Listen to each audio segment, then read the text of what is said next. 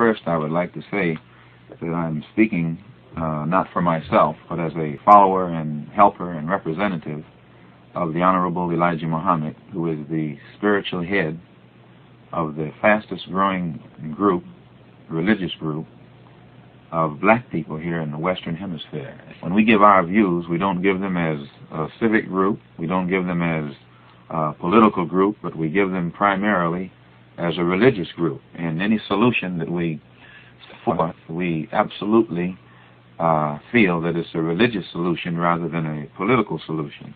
One of the reasons that the Honorable Elijah Muhammad, in teaching us here in America, is giving us a solution that differs drastically from the sit-in movement. He's trying to make us men. Now, the very fact that you find students all over the world today are standing up for their rights and fighting for their rights. But here in America, the so-called Negro students have allowed themselves to be maneuvered under a tag of sit-in. Actually, I guess it describes it. The name describes its nature. It's a passive thing, and if their goal is integration, it's not a worthwhile one. But if their goal is freedom, justice, and equality, then that's a worthwhile goal. If integration is going to give the black people in America complete freedom, complete justice, and complete equality, then it's a worthwhile goal. The holding this integration bottle and dangling it in front of the Negroes in America today has actually disabled them, or it has nullified their ability to stand up and fight like a man for something that is theirs by right, rather than to just sit around and beg and wait for the white man to make up his mind that they're worthy to have this type thing. I think that this is, in my opinion, why we disagree with the sit-in movement. If they are willing to wait for another 100 years for the white man to change his mind to accept them as a human being, then they're wrong.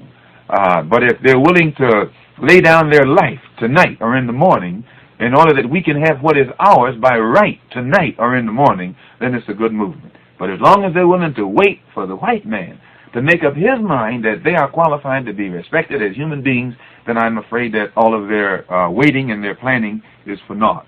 As Thurgood Marshall said on New Year's Eve, the Supreme Court brought about the desegregation decision, I think 6 or 7 years ago, and there is only 6% desegregation in America right now. We don't call two students, black students going to the University of Georgia integration, nor do we call 4 children, black children going to school in New Orleans integration, nor do we call a handful of black students going to school in Little Rock integration. If every black man in the state of Arkansas can't go to any school he wants, that's not integration. And if every black child in the state of Louisiana cannot go to any school that they are qualified for in the morning, then that's not integration. And likewise with Georgia and any other state in America. It's no integration with us until the entire thing is laid on the table, not 100 years from now, but in the morning. And at the rate that the NAACP, CORE, and the Urban League is willing to accept the change of attitude in the white man's mind, we who are Muslims feel we'll be sitting around here in America for another 1,000 years, not waiting for civil rights or something like that, but even waiting to be granted the rights of a human being. I have the feeling that a great many words have been floating around this table, which need to be redefined. And that, by the way, is the problem I think which facing this entire country. Now, I don't agree with Mr. X about the sit-in movement, and I do know something about the war, the incipient war between the students and some of the leaders. I know the gap, the enormous gap between the NAACP and the children in the South. I don't agree that the sit-in, I don't agree that it is necessarily passive.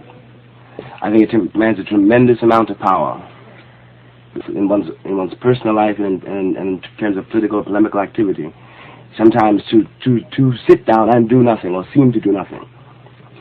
But finally, when the sit-in movement started, or when a great many things started in the Western world, it was not.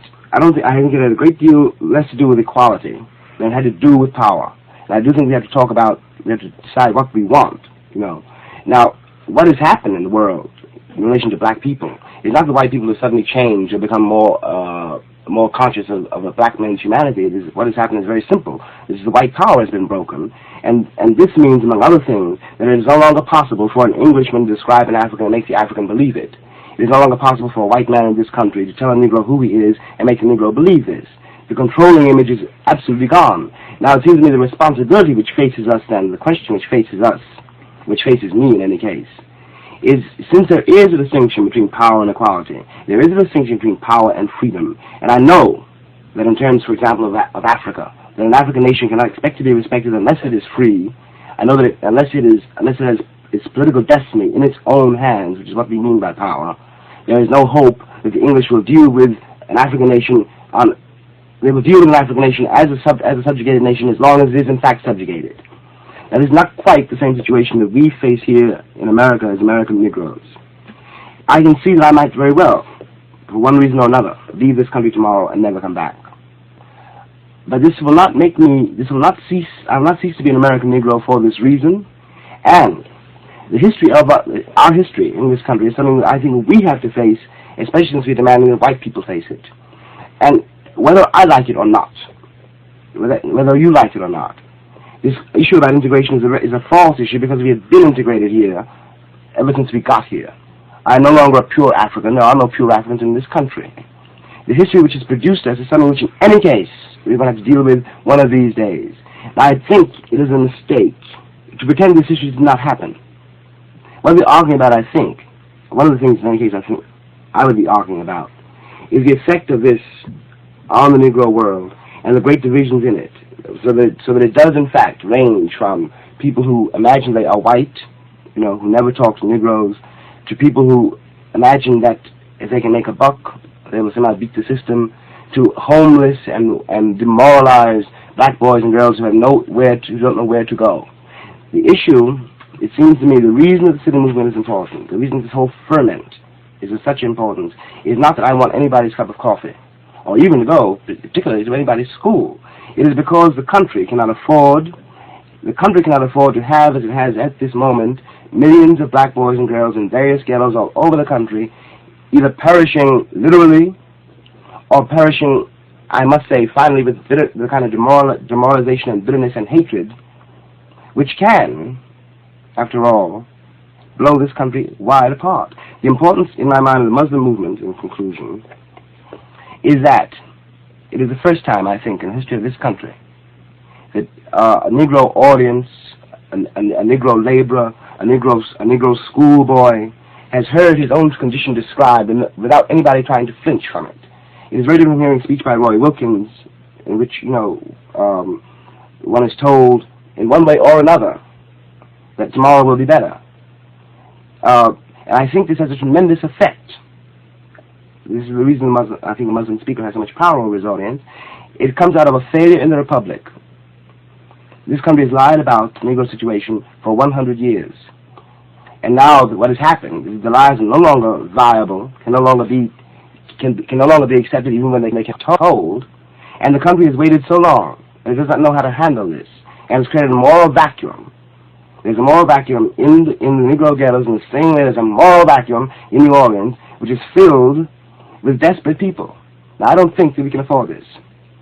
It seems to me, and now I speak for myself, my quarrel with the official Negro leadership, and my quarrel with those such Negroes as imagine they are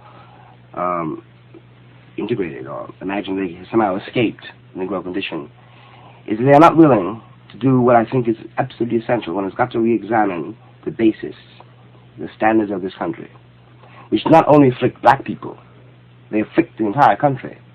No one in this country, as far as I can see, really knows any longer what it means to be an American. He does not know what he means by freedom. He does not know what he means by equality. We live in the most abysmal ignorance of not only the condition of 20 million Negroes in our midst, but the whole nature of the life being lived in the rest of the world. And I think that the American white man, the Republic, is beginning to pay for his treatment of the Negro in terms of what he does not know about the rest of the world. You cannot live, it seems to me, you cannot live 30 years, let's say, with something in your closet, which you know is there, and pretend it is not there, without something terrible happening to you. By and by, what I cannot say, if I know that any one of you, has murdered your brother, your mother, and the corpse is in this room and under the table, and I know it, and you know it, and you know I know it, and we cannot talk about it, it takes no time at all before we cannot talk about anything, before absolute silence descends. And that kind of silence is descending on this country. I think that this country has become almost inconceivably radical. It has really got to do something that's not done before, and this involves the humanity of everybody in it. And the key to this is in the Negro. If one can face that, one can face anything. But that has not been faced. And I think this is the reason for the confusion and the ferment and the great, great danger. Again, let me say this, and I will stop. I'm not religious. And therefore, since I'm not religious, all theologies, for me, are suspect. All theologies have a certain use, but I never, for example, believed in the myth of the virgin birth. I never quite understood why it was necessary to propagate such a peculiar notion. Therefore, as theologies go, it seems to me the Muslim theology is just as good as any. One cannot quarrel with it there. I can't, anyway. But I personally reject that theology as I reject all others, and I don't think that we need it. Now, this is a gamble. This is a very reckless thing to say, and perhaps it's very mystical. I know the kind of world I would like to see.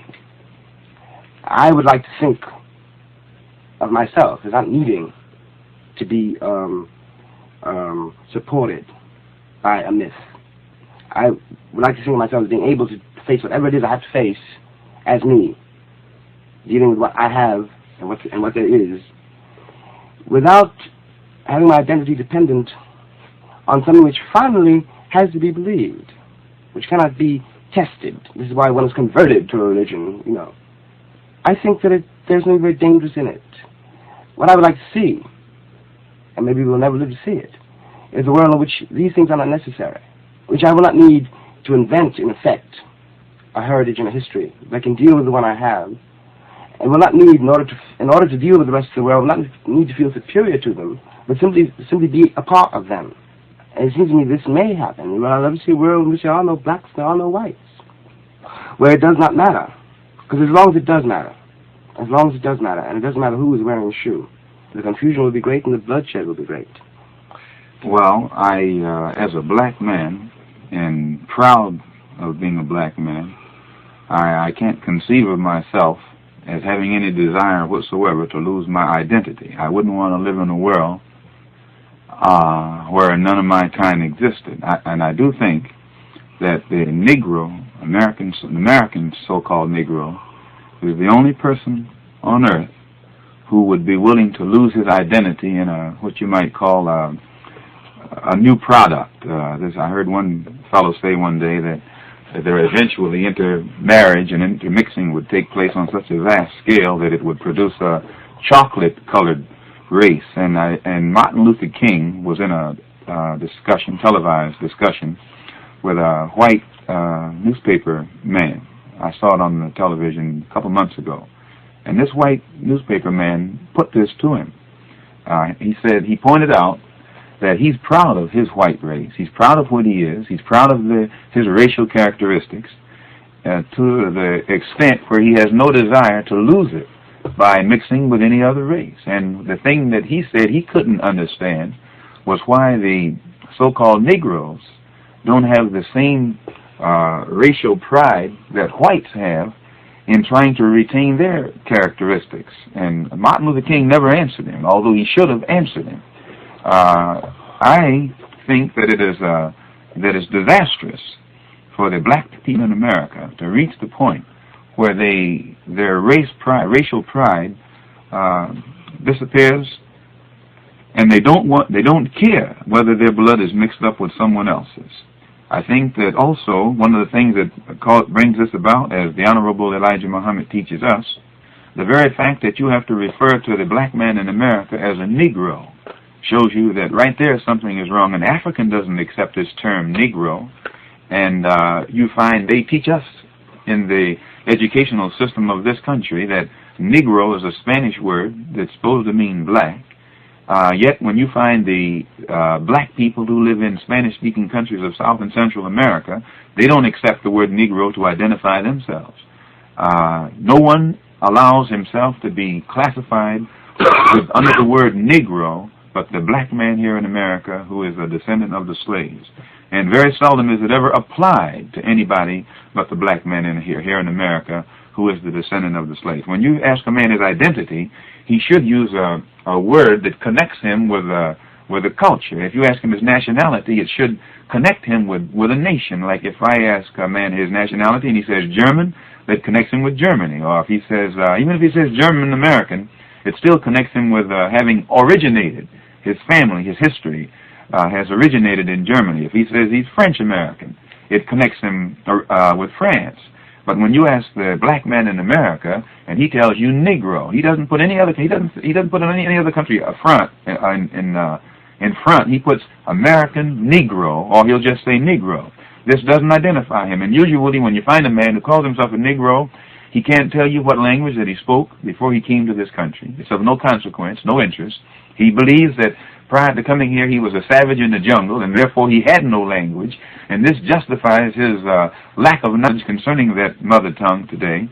And the history, as Mr. Baldwin pointed out, of the white man here in America and the black man here in America, points up the fact that the Negro, or the man here who calls himself a Negro, is just an ex-slave. If he is an ex-slave, I'd rather say he's still a slave.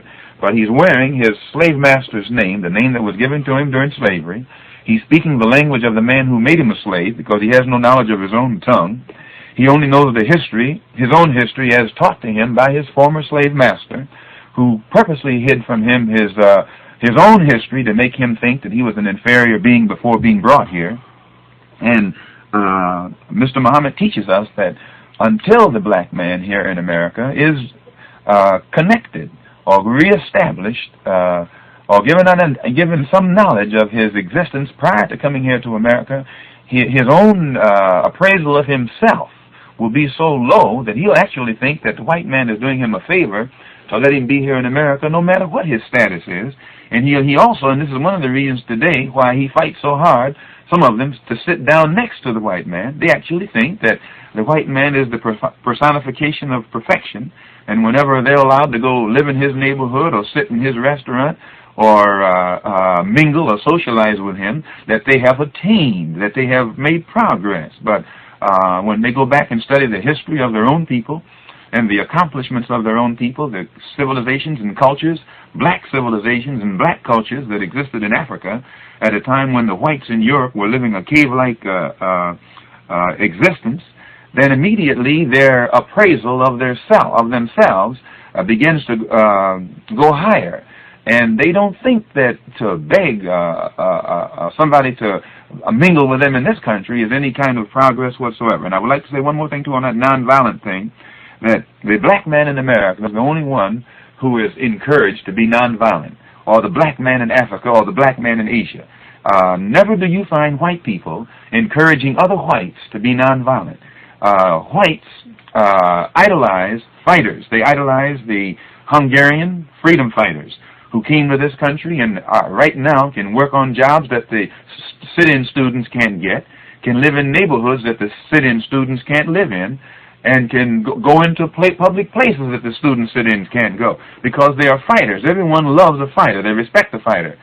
But at the same time that they admire these fighters, they encourage the so-called Negro in America to get his desires fulfilled with a sit-in stroke, or a passive approach, or a love your enemy approach, or pray for those who despitefully use you. This is insane. And we feel as Muslims, until we see white people practicing this nonviolence, take Pearl Harbor. When the Japanese attacked Pearl Harbor, the American white man didn't say, pray for the Japanese and let them now bomb Manhattan or Staten Island. No, they said, praise the Lord, but pass the ammunition. And if anybody comes along like Mr. Muhammad and begins to point out uncompromisingly in blunt terms that don't need diplomatic language that can be misinterpreted, and he begins to point out these atrocities and crimes that have been committed against black people here in America today, the white man can never deny the fact that he's guilty, but he'll always say, well, forget the past and let's look forward. But the only people who are told to forget the injustices that have been done to them are the black people. But when it comes to whites, right today, you can turn on any radio, turn on any television, read any newspaper, and the Jews have magnified to the world the crimes that were committed against them 20 years ago or so by Eichmann, and they keep you sitting on the edge of your seat wanting to strangle Eichmann.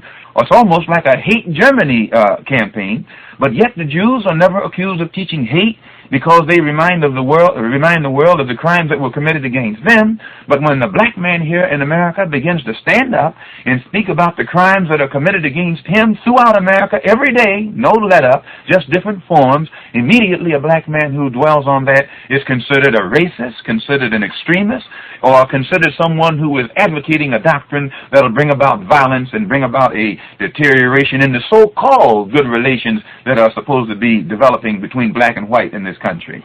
So we just can't go along with any of that.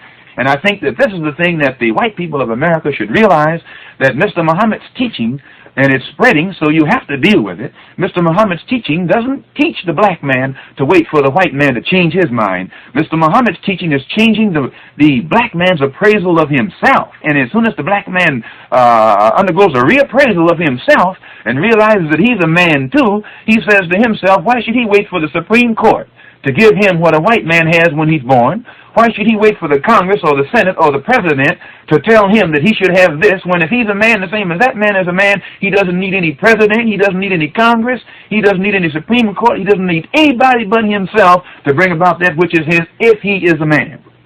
I think in the first place there's some disagreement between Mr. Malcolm X and myself as to what this heritage is. And I want to go back to that in a minute. Something else at the moment bothers me. I think there's a great deal, there's not much clarity in this question of violence. From my point of view, from where I sit, whether or not, no matter what Mr. X wants, no matter what I want, I believe, for example, that one of these days, maybe tomorrow, Birmingham, Alabama will probably blow up. And if Birmingham blows up, it will not just stretch to Atlanta, it will stretch to Boston. There's a kind of fuse. There's a kind of there's an undercurrent. There's something which unites all the Negroes in this country, so that what happens in Birmingham can blow up Harlem. It has happened before, and unless we are extremely swift and miraculously swift, it will happen again. I take violence. I'm trying to say this. I take it as given. I think it is coming in any case. What exercises my mind is what happens then.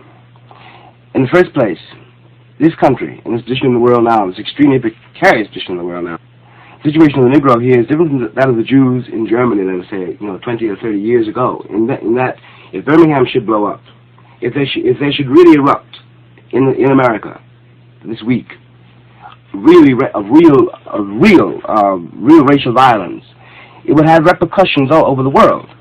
I'm afraid we have to face this fact, that when the Jews are being slaughtered in Germany in the very beginning, no one seemed to care. Millions of Jews crossed the world, and boatloads of them, and no country would let them in.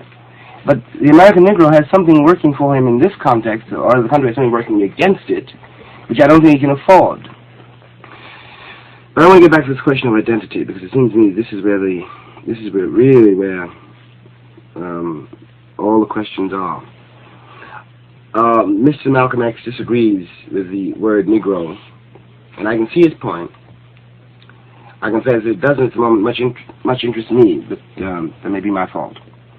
What I am concerned about, though, is the actual history of Negroes in this country. I think one has got to face the fact that it has been one of the ugliest histories in the history of the West.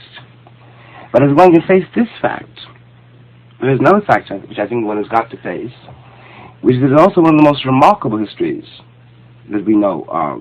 And I'm not talking about all the good things that white people did, for the poor darkies and all that jazz.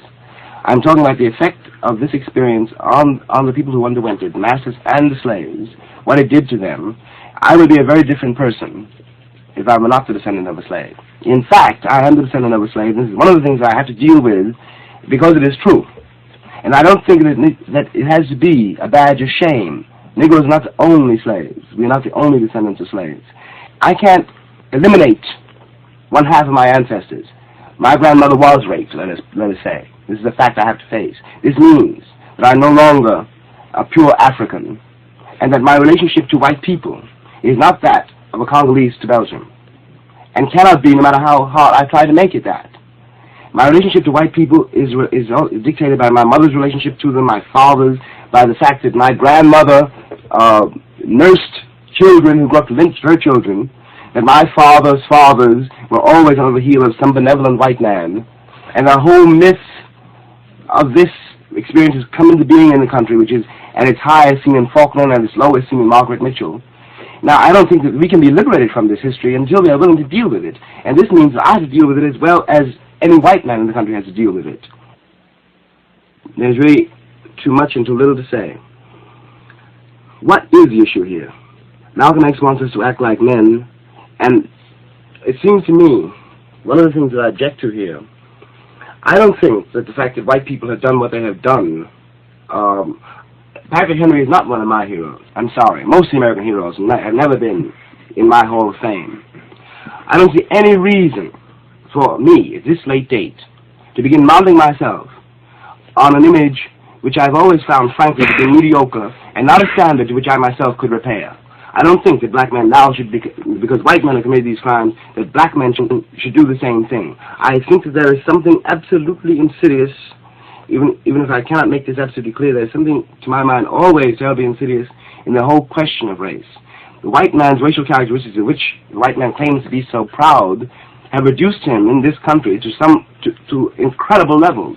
There is nobody in the world, I think, sadder than a white man in the deep South who only has his skin and his blue eyes and his yellow hair and nothing else.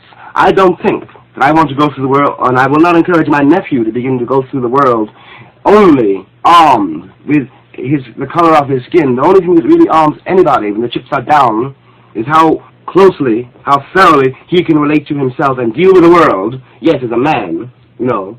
But I don't think, I think when I talk about standards, and I say they all got to be revised, it's one of the standards that has to be revised. I don't think that a warrior is necessarily a man, and in fact, it has been proven that football players and all these people in teams and in armies are not men. It is very difficult to be a man. And what it involves, for me, anyway, is an ability to look at the world, to look at whatever it is, and to say what it is and to deal with it, to face it, even if it does mean laying down your life, because in a way it always does mean that.